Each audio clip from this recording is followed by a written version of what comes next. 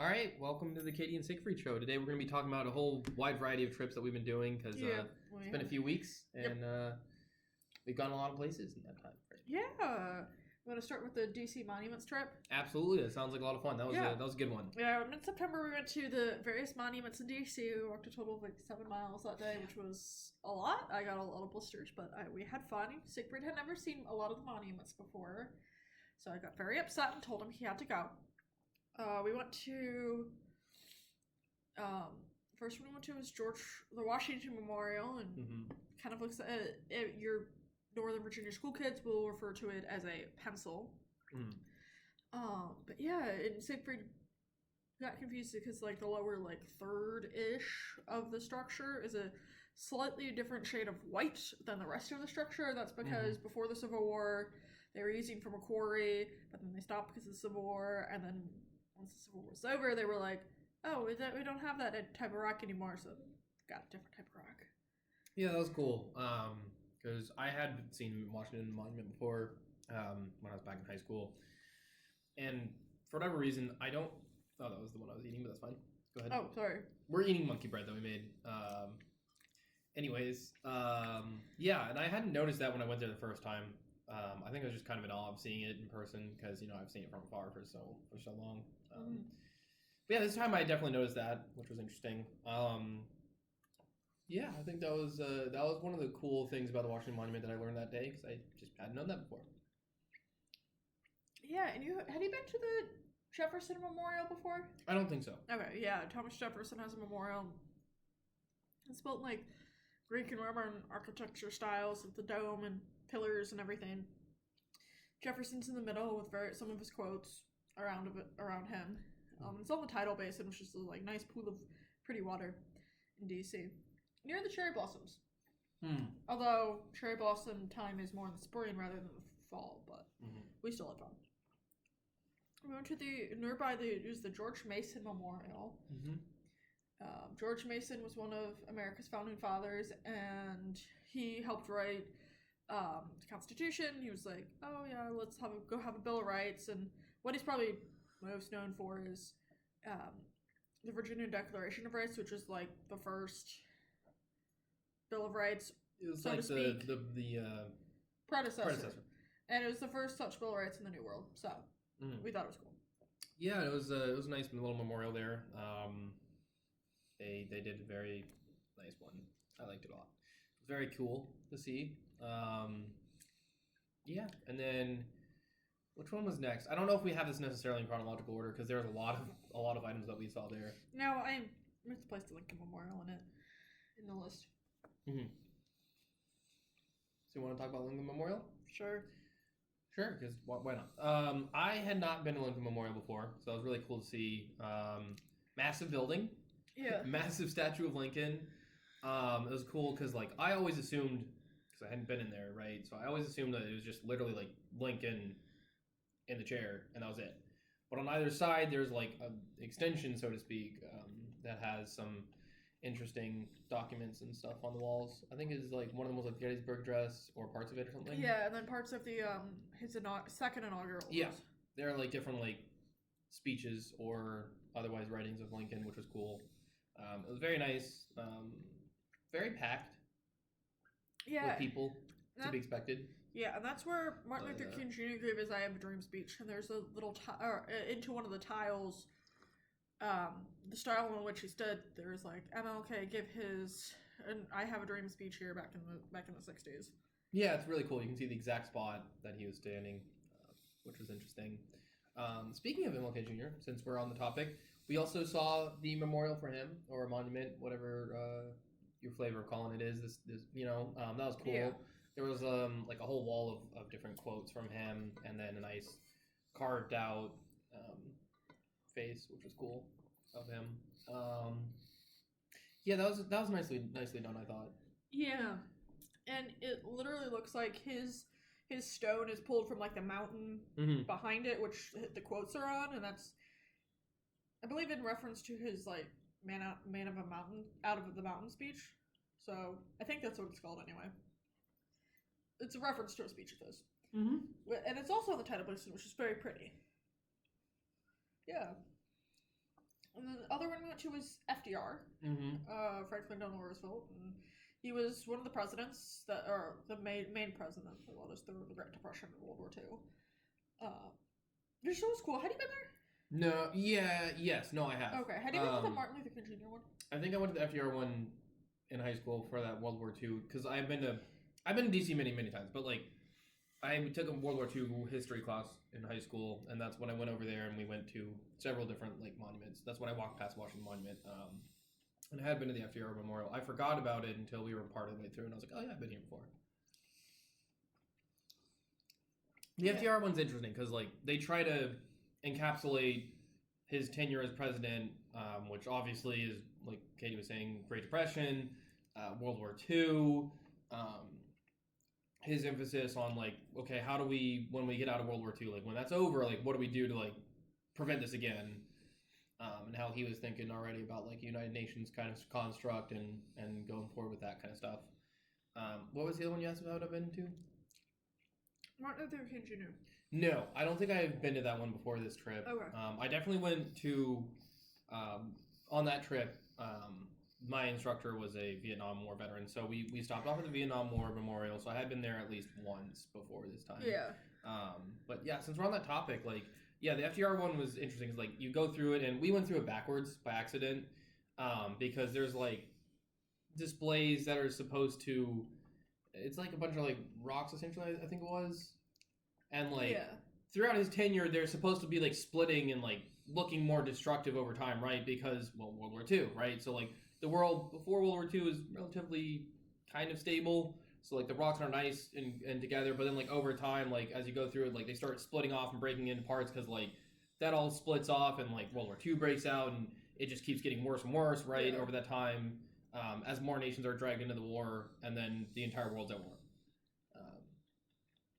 Which was really cool, because like at first I was very confused. I'm like, why does it look so weird? And then I started reading the plaques. I'm like, we are at the end of the display. That's why. So we walked through it backwards, but it was still very interesting and like well done. I didn't think it was a big to do that we walked on the exit. There wasn't really a sign that was like, hey, this is the exit. It said like, thanks for visiting the FDR Memorial. I'm like, okay, like maybe that's the exit, but like that could also be at the entrance. You know? mean that. It was like where you're technically supposed to end, but like nobody was gonna stop you. People. Yeah, no. I'm just saying, like, there was no indicator, like, hey, if you want to walk through this, like, chronologically, is what I'm saying. Oh, that's right. It was just kind of like, hey, thanks for visiting. I'm like, well, that could be at the front too, right? Like, thank you for coming, like, but there was no indicator, like, hey, chronologically, this is the end, until we started cycling through. Like, we passed through the first section. I'm like, that's kind of weird that they're like already talking about World War II, and like, you know, and then like we get to the next section, it's like World War II was about to break out. I'm like, wait, what? Oh, we went in wrong. Yeah. But I did mention the Vietnam Memorial, so I'd say let's jump there. I had been to that before, but it always does a good job of reminding you of the human cost of war. And there were some veterans there that day that were coming to visit. I believe they were actually Vietnam War veterans. I believe so too. Yeah, and they were coming out. You know, they had a whole like volunteer staff with them, helping them around, because some of them were in wheelchairs. You know, that kind of stuff. Yeah, on our flight. Yeah. So they were helping out, which was nice. They were visiting, and you know, some people were walking through the memorial, and, you know, like just like me, and like, okay, I don't know anyone who served or passed away during that time, right? And then others were looking at it, you know, and being like, hey, like, that's my granddad, you know, or that's my father or uncle or whatever it happened to be.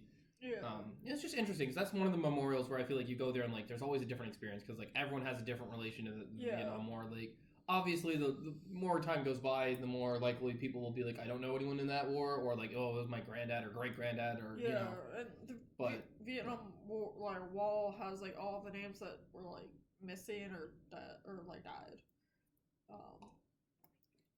So. Yeah, it's a depressingly long list, I'll be honest. Yeah, I don't know anyone on that wall, but I know people who know people on that wall. So. Okay. So I'd say, since we did Vietnam, let's go to the Korean one. Yeah, the Korean one, it really like tries to give you like a feel for what it was like, I feel. Had you been there? I don't remember, honestly. Yeah, so it is like statues of various men in like their gear, and like it's kind of like they're fighting, but obviously since they're statues, they're not. There is a nurses memorial there, or yeah, as well as a black or like black soldier memorial as well. Yeah, it was very nice. And a So- lot of good informational plaques too. Yes. The next one we went We'll be to right near okay, was Albert Einstein. It's right by the Vietnam Memorial. That's where we ate our hot dogs. Yeah, we had some really good hot dogs there. Was it your first time eating it out of a food truck? In DC, yes. In Yeah. general, no, because we had that at Mount Vernon. That's fair. I am the type of person that when I go to DC, I eat out of food trucks because that's the least expensive type of food there is in DC. And I'm just like, no, I will eat out of a food truck. Always hot dog and water. Well, I always eat a hot dog. Sometimes I have enough water that I brought. Other times I'm like, I need more water. So I'm gonna buy some. Life is good. Yeah, and then nearby is the Declaration of Independence Signers Memorial. It's kind of like there's this like bridge to the island, little in the middle of a lake near. It was near the World War II Memorial, and it was cool because like they categorized the signers by state and had their like an engraved signature on there. So like John Hancock, obviously is like the most famous, and they had all the other signers as well, on there. You know, Thomas Jefferson and Ben Franklin and they list their professions too, which was Yes. nice because I think a lot of people, when they think about the founders or those that signed the Declaration, you get caught up in the big names, right?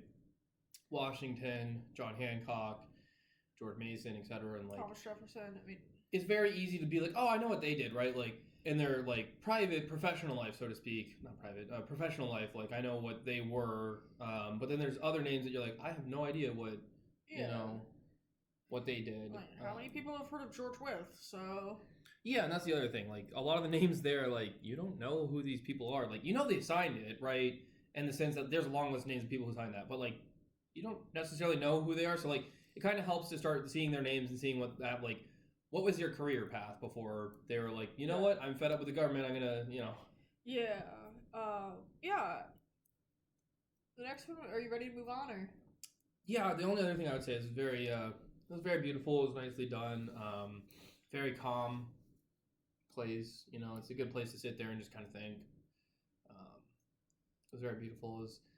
It felt nice because it was kind of weird in a sense because, you're in DC, but like this particular little chunk of DC feels very much more calm than a big city. Yeah, kind of. Naturally Yeah, it does. I almost forgot I was in DC. Yeah. Yeah, the next one we went to, it was right across or right nearby, was the World War II Memorial. And we went. It was the World War II Memorial, so they have ones for different states. Like each, they have like a little like I don't know how do you describe it. I'd say it was like a pillar almost. Okay, yeah. But like with like a plaque per state. Yeah, a pillar with the plaque with the writing of each state's name on it. Yeah, it wasn't a plaque. That's true. It was like written on the pillar itself. Yeah, it was written on the pillar itself. But it's cool. It was nice. And we didn't see this when we were there, but different times when I've been there, there's this little hidden drawing of a Kirby on there, I think it's Kirby. I think so. Yeah. There was this little drawing of this like guy with a big nose, and it was drawn a lot of packages shipped between here and Europe during the World War II, and like it's like Kirby was here, and nobody really knows how it started, but brought the soldiers on the other side of Lovejoy. So, I forgot a journal about Tea Island. We can go there. Okay. Yeah. Then there's one memorial we didn't actually walk to, just because the way it was situated, there wasn't really like crosswalks. Yeah, it was literally in the middle of a street, and we were like, we do not want to get hit by a car. Like you can cross to it, but there's no actual crosswalk. So like, it's not exactly the safest thing to get to, but it was the John Paul Jones Memorial. Yeah. We saw it from afar, which was unfortunate because I would have liked to have gone closer, but I was also like, for safety purposes, like let's not. Please let's not get it. But it was really nice, the statue itself. I've read a book on him. He's a fascinating fellow. Yeah, it was nice memorial that they had that. I just am confused why there was no crosswalk. But yeah, it was nice. I'd suggest bringing a camera with a good vision to zoom in on it. That's probably the safest way to deal with that. Yeah. You can get to it. It's just dangerous. Yeah. The next one we saw was Sherman. We saw it from across the street because there was a sign in front of it that said closed, and I'm like, how do you close an outdoor monument? But I was like, okay. Yeah, I think they're like doing construction or something nearby, and they're just kind of like out of an abundance of caution. Oh, that's fair. I forgot about the construction. I think that's what it boiled down to. There's some construction going on, and they were just worried that people might not. Didn't want people to get hurt. I don't know if they were doing anything with the Sherman Monument itself. It wasn't super clear to me why it was closed. It was just like, okay, like there's like construction going on nearby. Like maybe that's why. That's the only thing I can think of. Yeah, that's fair. But yeah, it was a nice memorial nonetheless. Even though we couldn't go up to it and see it, it was a nice little monument. Yeah. We also saw the outsides of the White House and the Capitol building while we were there. Yeah, which was fun. That was. And the last one we went to was the World War I and Pershing memorials. It started off as just a. Are you okay? Yeah, there's something in my eye. I'm just trying to get it out. Started off as a memorial for John J. Pershing, who was a general in World War I. Was he? Just fact check me here. Was he the head of the Allied forces, or maybe the head of the U.S. forces? I don't remember. I'll check that if I can. But they're currently in the process of remodeling it to be more of a World War I memorial in general. Like right now they have some nice plaques about like various offensives in World War I, and they're in the process of building a relief that shows like a soldier's journey from like, oh yeah, I'm going off to war, I'm gonna go fight for my country and come back with like a lovely lady on my arm kind of deal, to like being like, oh shoot, where's bad? Like it's like a lot more emotionally intense than I thought it would be. Yeah. Did you find it? Yeah, he was the head of the American Expeditionary Forces from 1917 to 1918, but not the head of... I don't know if the Allies at the time had like a head of all their forces like they did in World War II, but if they did, it was not him. Yeah. He was the head of all American Expeditionary Forces. Yeah. So he was like, top dog for America. Yeah. And he was credited with turning that around and doing a lot of the strategic planning, etc., obviously, and leading the U.S. on to victory. Yeah. Yeah. Anything else you want to say about our trip? No. So that was the DC portion. Monument Day. That was fun. It was a long day because we walked so much and there was so much to see. And yeah, our legs were dead by the end of that. Yeah, my legs hurt for like the next couple of days, and I had blisters on my feet for the next week. Yeah, but I think it was worthwhile outside of blisters, maybe.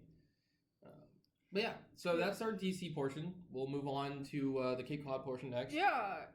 Because we found a very cool museum there that we didn't know was there. Yeah. We were there for other reasons. But yeah, we discovered that there was a museum there, and we had some downtime. We were like, hey, let's go check out this pirate museum. I'll say before I went there, I had low expectations because I was just kind of like, it sounds cheesy. I haven't heard of this, like a pirate museum, really, the pirate museum. So I was going in with low expectations, but I was like, yeah, it'll be fun. And before we get into it, I'll just say by the end of it, I was completely won over. I thought it was awesome. Yeah. It was really cool. I learned a lot of interesting things that I didn't realize or didn't think about. So yeah, unless you want to share your thoughts before we go in. Yeah, I thought it would be cheesy, but I was like, whoa, we got some time to kill, so why not?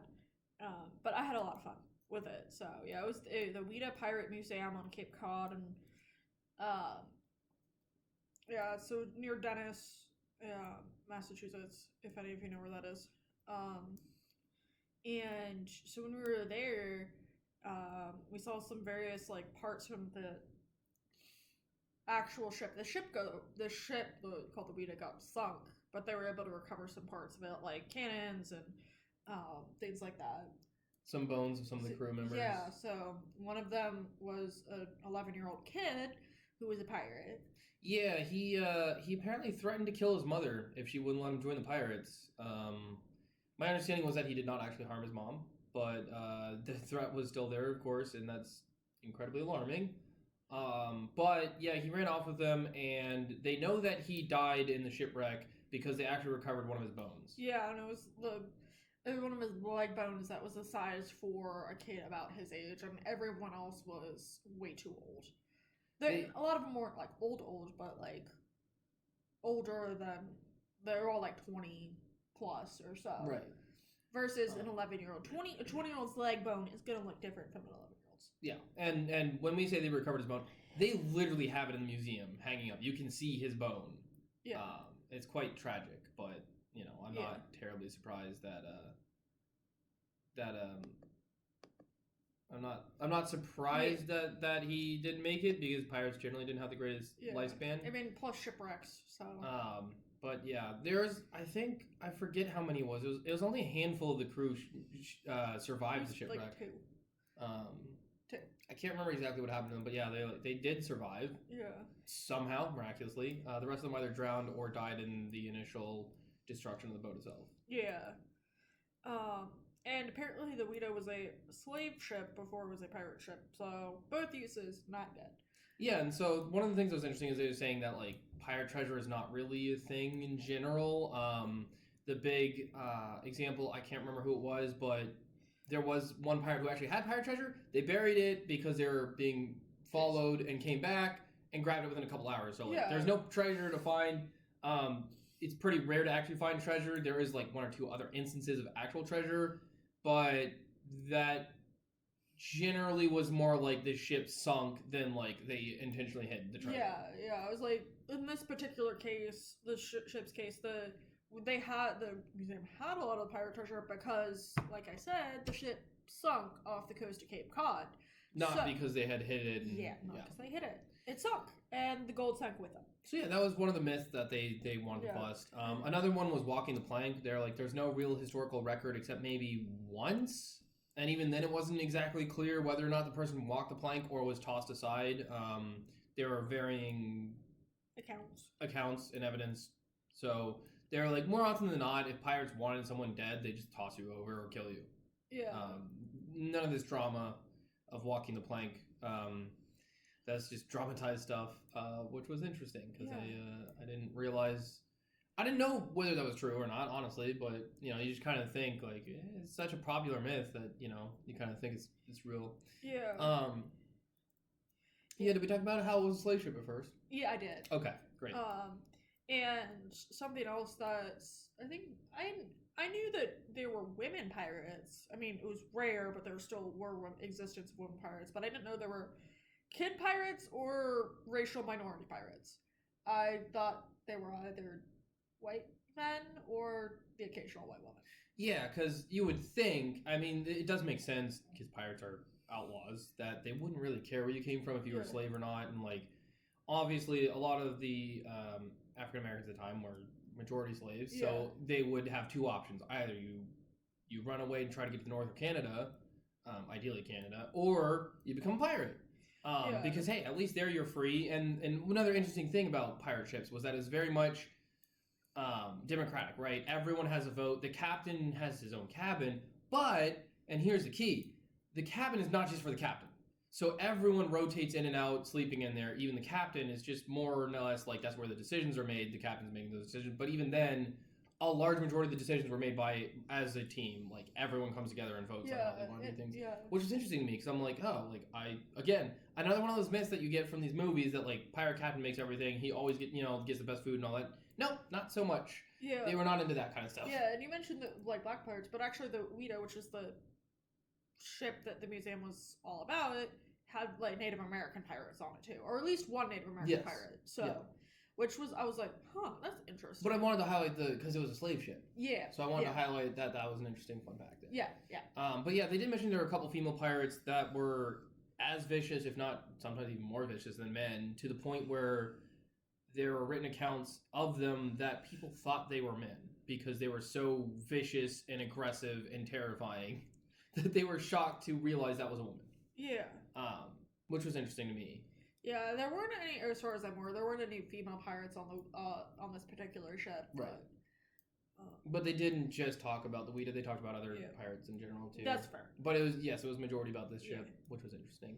And they had a lot of pieces of the ship in special containers, keeping them... trying to keep... What's the word I'm looking for? Keeping it preserved. Yeah. But, like, you can see it, but you see that it's in, like, a thing. You can't touch it and anything like that. Yeah. And they were able to tell that it was this particular ship because they were able to recover, like, the bell from the ship, and it had, like, the name on it, so. Yeah. And we actually met one of the guys that helped find the ship. Yeah. A complete accident. That was kind of cool. We came out of the thing, like, these people are talking out there, and, like, we're trying to take a picture with the museum in the background. Yeah. And, like, oh, do you know who this guy is? I'm like, no, I don't. I'm sorry, I don't. Like, because, for reference, the pictures of the guy who found the ship are him when he found it, like, 10, 20 years ago. And plus, I don't think there were pictures of that particular guy. It was the head guy they had pictures of. This guy was one of the assistants. Yeah, but what I'm saying is, like, the only pictures of people that found it were, like, 10, 15, 20 years ago when they found the ship. Oh, that's also... They're not, like... This isn't, like, a picture from last week. So, like...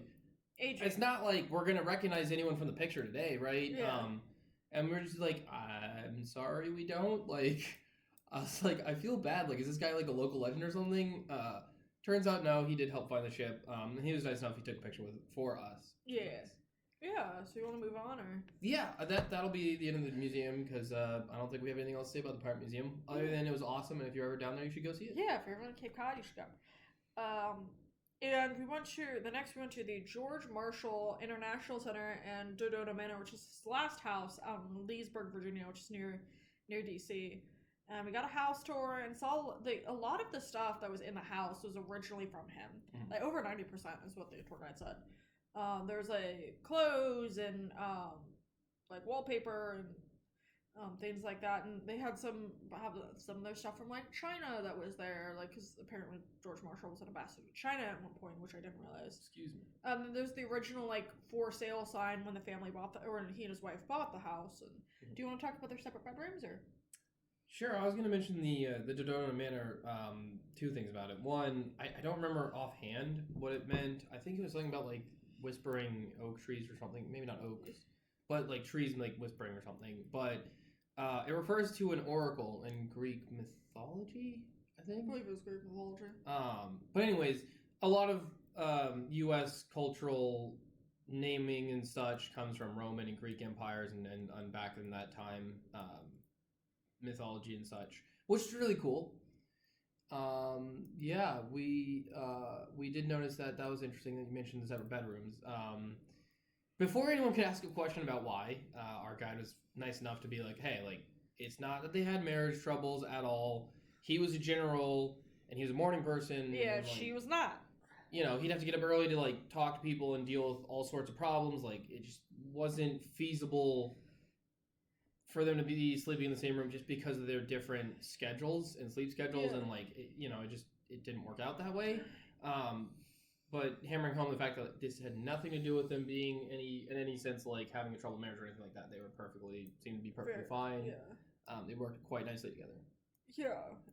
Because she dealt with a lot of other things on behalf of like diplomacy and such. Yeah. Yeah. And and there were a lot of discussions of the Marshall Plan because that's what he's really known for, helping Europe recover after World War II. Right. First soldier to win the Nobel Peace Prize. Yeah. Which the tour guide was like, yeah, a lot of people at the time found it kind of ironic that one of the military leaders to the United States won the Nobel Peace Prize, but it was more for less of his work as a soldier during World War II rather than more of what he did after World War II to help the world heal. Right. Yeah, it was very nice. They did a good job of detailing a lot of pictures of him and showing off which furniture was his. Yeah. That's really cool. Yeah. So you good or? Yeah, I'm good. Let's move. The next time we went to Antietam, which is in Sharpsburg, Maryland. And it's a American Civil War battle. And we took a driving tour. One of the things that they offered was like, hey, here's a pamphlet, and if you follow like these specific markers, we can you can like take a tour and like read the plaques. The first one we saw was Dunker Church, which is a pacifist like German, like a German community. It was their church, and it was like a lot of the fighting happened right around there. Yeah. So it was a very simple church, men on one side, women on the other. Yeah. It was very simple but very nice. Yeah, the next one was where Northern Woods, where the Union General Hooker's men were camped right before the battle. Mm-hmm. Eastern Woods, there was a small engagement there on the evening of the 16th, but most of the fighting took on the actual day of the 17th. There's a cornfield where like there were a lot of people that died. Westwoods, yeah, the Union tried to take it, but they lost over 2,000 men in 20 minutes, which is a lot. And there was Mama Farm and Cemetery. It was the only deliberate destruction of property during the battle, and the Confederates burned it because they didn't want the Union to take it. Right. And then there was a Union advance at one point towards the Confederates, and there were like 2 Medal of Honor recipients that got the Medal of Honor for their bravery during that advance. And then there was Sunken Road, also known as Bloody Lane. Mm-hmm. It was the Confederate Center. There was a lot of dead people there. And there was a bridge. We actually walked over the bridge and looked around. It was very pretty, wasn't it? Yeah, it was. It was, that was another side of a skirmish down there because the Confederates were trying to hold the bridge and the Union's trying to come in. And unfortunately for the Union, the Confederates would have high ground. And it's not the largest bridge in the world. So, like, you're not going to get a lot of troops across it very quickly. And trying to tread through around the bridge, not going to work too well. Yeah. Because you're going to get slowed down, and if it's muddy or anything like that's going to be even worse. Like I said, they have they have the high ground. So when we all went to the other side, I was trying to look over like how would I have tried to take this bridge if I were the Union? And I'm like, I honestly don't know. Like this is not a good position to be offensively trying to assault. Yeah, it's also called Burnside's bridge because Burnside ended up taking it. Right. But he had several thousand men under him. Yeah. And the Confederates had 500 guys, so they were massively outnumbered. But the Confederates held it off for 3 hours because given the terrain, because they had the hill, so and the Union did not. And then the final attack, AP Hill comes to Lee's rescue and then drives Burnside back to the bridge. So, and then we also saw Antietam National Cemetery. There were separate areas for like they were buried in different areas. There was the Union were buried in our Antietam National Cemetery, and the Confederates were buried in Hagerstown, Frederick, and Shepherdstown.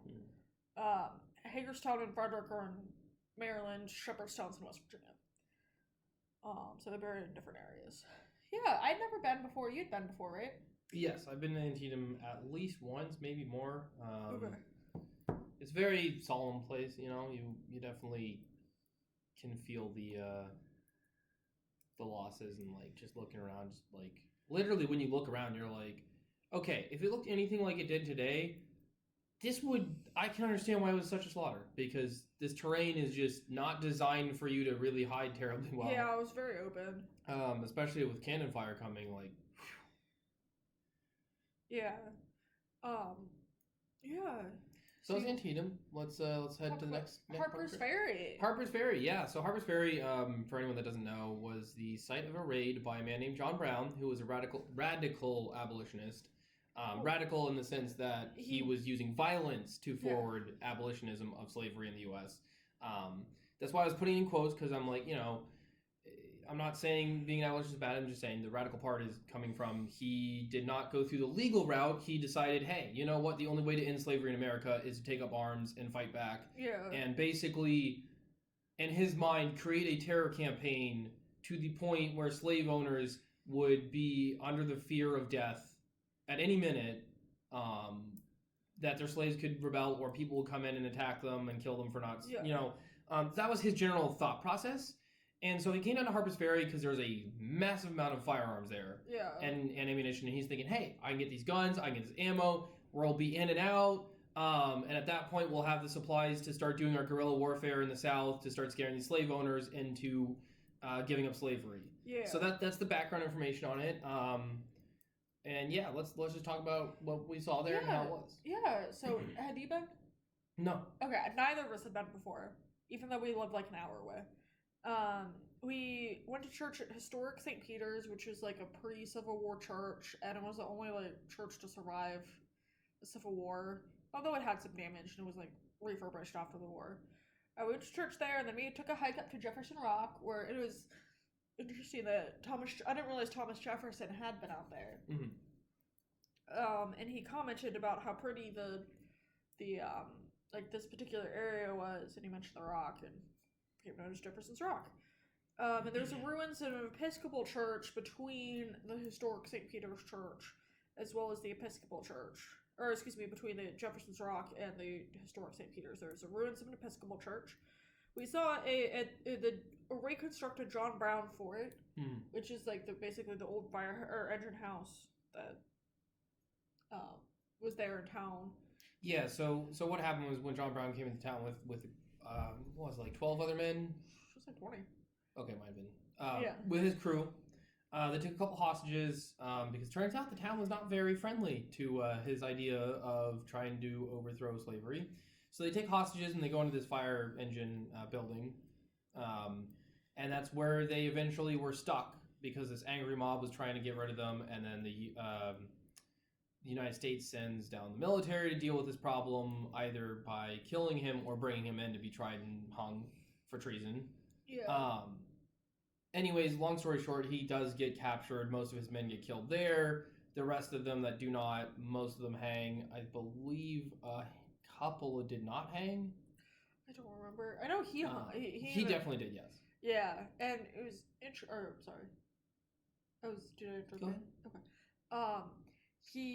John Brown was captured by future Confederate generals Robert E. Lee and Jeb Stuart. Yeah, I believe Jeb Stuart was actually the one to charge in and bash Brown over the head a couple times before bringing him out. Yeah, he was the one to like do the physical capture. Because he was the one that also knocked on the door and was like, "Hey, this is our final offer. We'll take you in. We won't have any violence. No one needs to die. You know, we can put this to rest." Most of the hostages, I believe, were rescued. Yeah. Unfortunately, because of the crossfire going in and out, I think a couple of them might have. Some people died. It was mainly John Brown's people, though. Yeah, most of John Brown's men were killed, including several of his sons. Yeah, he had a couple sons that were there. Yeah, so for more context, those who haven't studied John Brown, he took a lot of inspiration from Thomas Jefferson and others who baked into the Constitution and all these founding documents that, like, hey, when the government becomes, what's the word I'm looking for? Like tyrannical or otherwise, like, you know, is going against the will of the people and acting against their will, like, you have the right to rise up and put a stop to that in any form, whether that's physical, like dissolve it or whatnot. And he took that to mean like, hey, this government is supporting slavery, which is bad, objectively bad. So I'm going to take those words and take that literally, grab up arms and go against the government because that is my civic duty to protect the United States Constitution and the United States, etc. Like, the government is doing an objective evil. I need to stand up and fight this directly. And that's what he was angling for and why he did this all. Yeah. And we saw a reenactment of part of it. Part of the raid, not the mob part, but the ending part where they bashed down the door and captured John Brown. We met a John Brown reenactor and we got a picture with him. Yeah, we took a picture with him. He gave a speech that John Brown is attributed to John Brown, what he said, you know, which is basically what I said, like, hey, the founding fathers knew what to do when government became tyrannical, blah, blah, blah, you know, et cetera, et cetera. Like, this is our moral and civic duty, like, also, not just that, but he believed that almost he was on like a mission from God. Yeah. To put a stop to the evil of slavery. Yeah. And then we saw his rifle. Yes, and a pike. And a pike. Yep. We got to go in a museum. where they went about the raid and how it went down and all that. We there was something else. What was it? Oh, we went to a tavern. That was really cool. The historical reenactor there gave a very long talk, which is actually more than just about the tavern. It was very fascinating. One of the things we learned was about the or I mean, I guess we kind of knew to an extent, but the I forget what it's called, Fugitive Slave Act. That's what it was. Yeah. Where basically, even though the North was anti-slavery, this law forces the North to acknowledge and basically aid and abet slavery, and that if you see a slave that is free in the North, you are legally obligated to return that person, or you will be fined. Yeah. Also, worse yet, you could accuse any black man of being a slave, or a black woman, or a child, right? Any African American period, of being a slave, and legally the government has to decide whether or not to deport that person back to the South. And the worst part was that judges were offered essentially a legal bribe. I don't remember the exact numbers, but if the judge says, "Hey, this person is a slave," they get about twice, maybe even 4 times the amount. It was $10. And then if they back that money. Yeah, and then if they decide it's not, they get less than half of that. It was that the person is not a slave and does not need to be returned. So like it was a legal bribe, right? To these judges, and it was completely. It was completely like legal and stuff. Yeah, and it was like a legal bribe essentially.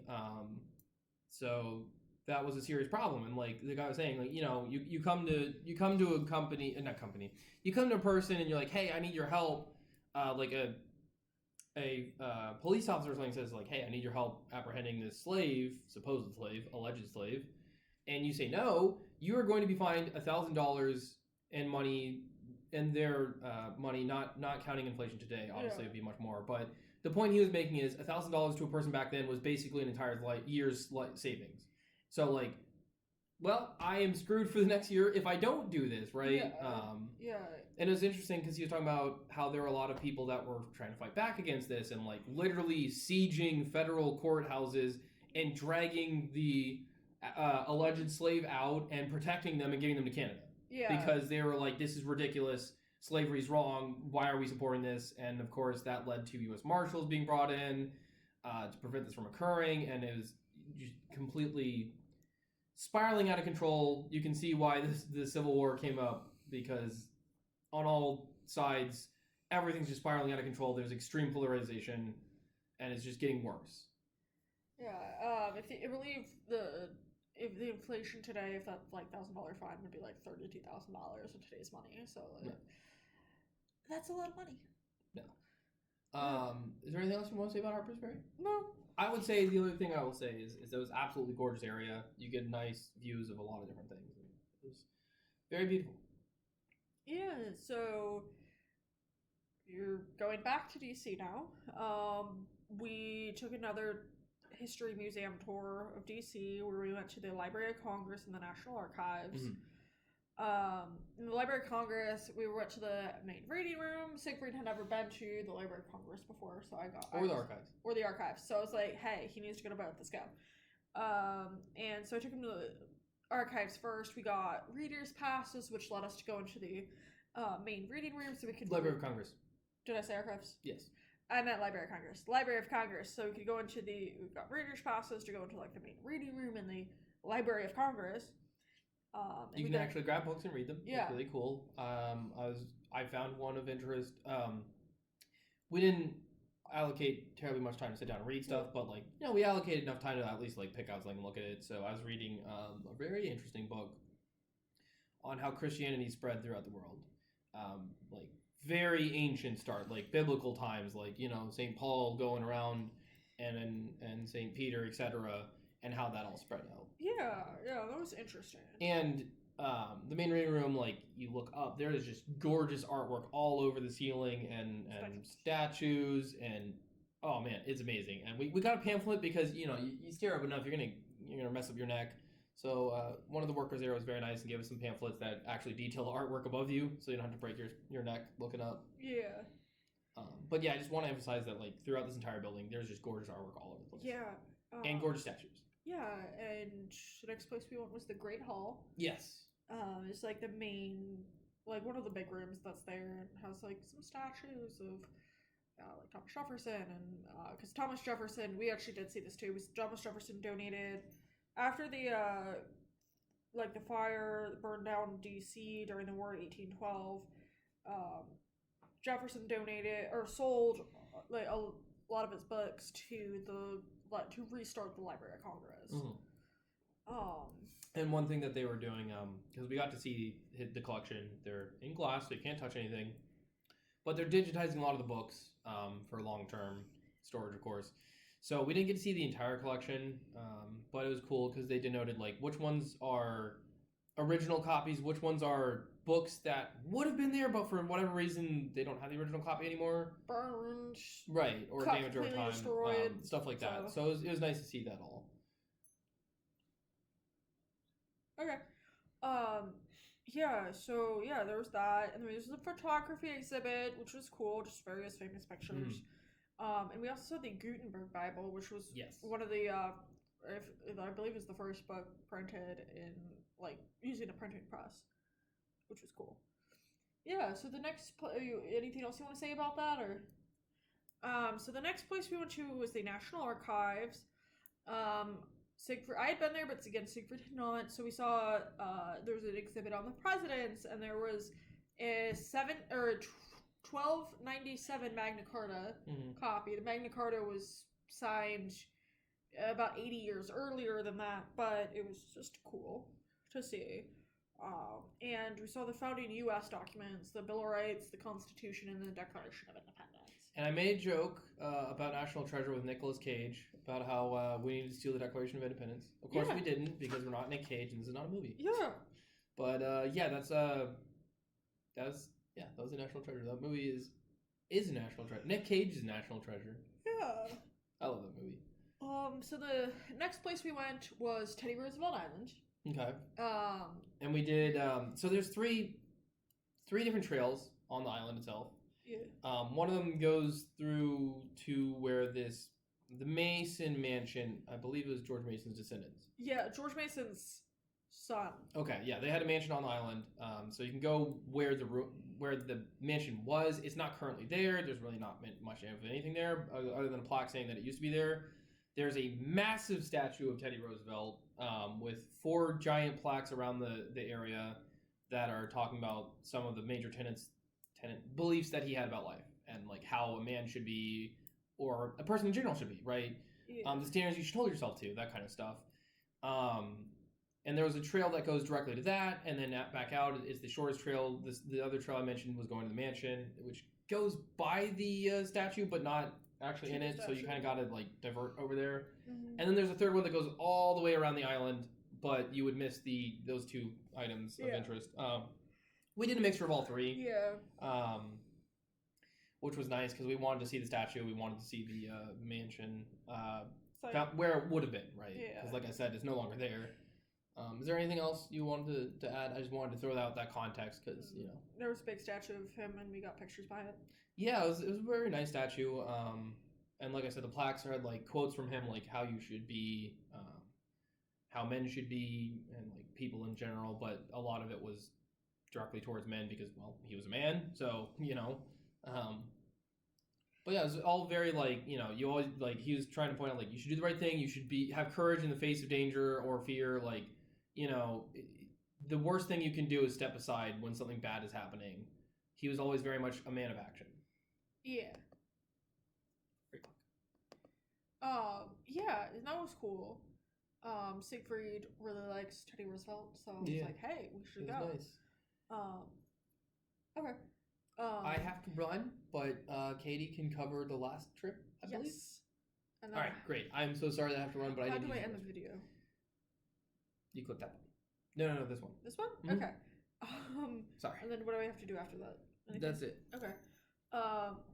And then the last place we went to is the National Firearms Museum in. Actually, you know what? I'll try to stay.